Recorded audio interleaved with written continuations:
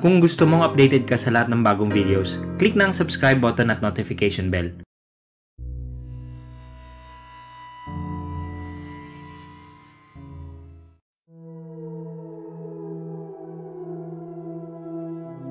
Hindi ako tipikal na nakakakita ng mga bagay or paranormal things or spirit gaya ng mga taong bukas ng sixth sense or third eye.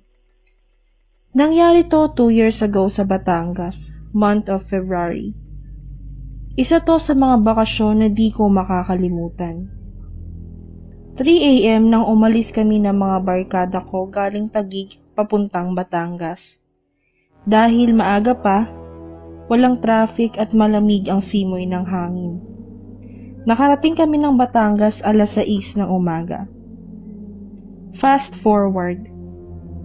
Tanghali na, dahil wala kaming kasamang adult, ay toka-toka kami sa trabaho. Bahay naman ng tropa ko kaya feel at home lang ang lahat.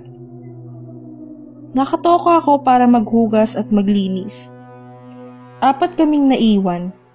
Tapos yung iba, sasama sa palengke. Habang nasa kusina ako, may pumukaw ng pansin ko. Isang bahay kubo.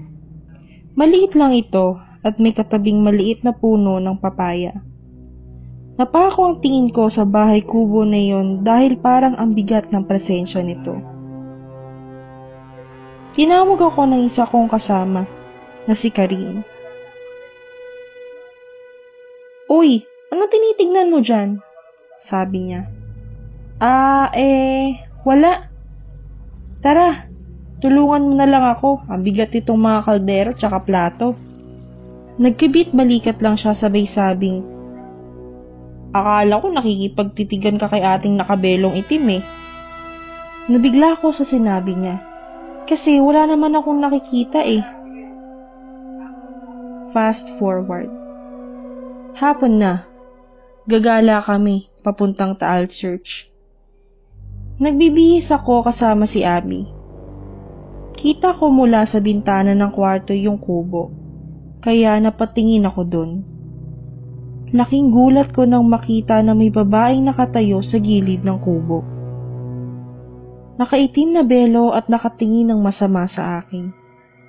Bigla akong natakot. Parang habang tumatagal ang titig niya, parang unti-unting kumokonekta sa utak ko na siya lang ang imahe. Natanggal lang ang titig ko sa kanya nang tapikin ako ni Abby. "Hoy Toshi, bingi ka ba? Tara na, tayo na lang nandito." Paglabas namin ay nagdasal ako. Pasakay na ako ng jeep. Tumabi ako kay Dayan. Siya yung may-ari ng bahay. Tinanong ko siya, "Sino yung nakatira sa bahay kubo sa gilid ng bahay niyo?" "Ha? Nakatira ah? Bangag, walang nakatira dun. Nakapatay nga yung ilaw, di ba?" "Pero may tao dun, babae. Tanungin mo si Karin." "Lah, guni-guni mo lang yun." Sa simbahan na kami. Nag-ikot-ikot kami. Picture-picture, kain at tambay ang ginawa namin. Nasa loob na kami ng simbahan nang makita ko siya. Yung babaeng nakabelo. Galit na galit ang tingin niya. Napako ako sa kinatatayuan ko. Di ako makagalaw. Papalapit siya ng papalapit sa akin sa mga oras na yun. Yung titig niya palang ramdam na ramdam ko na galit siya. Hanggang sa tumunog yung kampana. Para akong nabingi. Nakita ko si Karin. Takot na takot siya.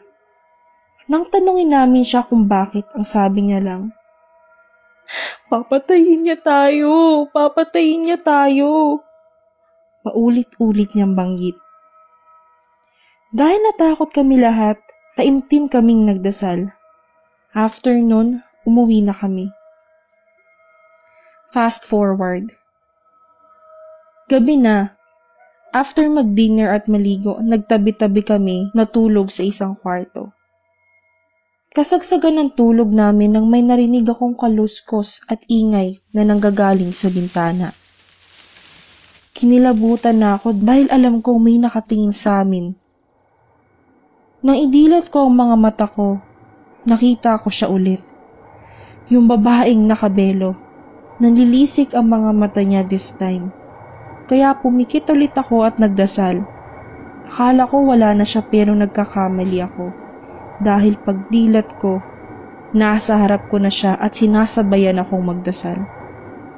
Pero mas nilakasan ko ang loob ko. After ng ilang minutong pagdadasal, nawala na siya. Pero mas nakakatakot yung mga katagang sinabi niya.